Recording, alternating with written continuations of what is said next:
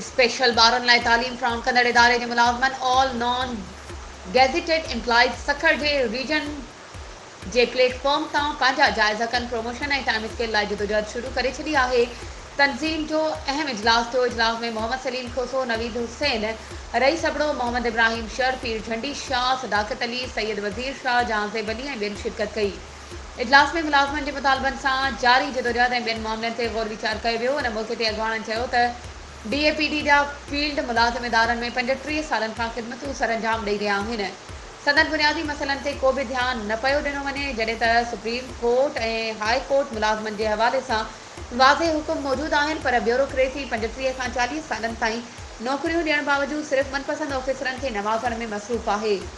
अॻवाननि PP chairman Bilawal Bhutto Zardari, Sindh वॾे वज़ीर सैयद मुराद अली शाह ऐं सेक्रेटरी DAPD खे अपील कई आहे त नॉन गैज़ेटेड मुलाज़िमनि सां थींदड़ जातियुनि जो फौरी तौर ते नोटिस वरितो वञे ऐं नॉन गैज़ेटेड मुलाज़िमनि जा जाइज़ मुतालबा मञिया वञनि।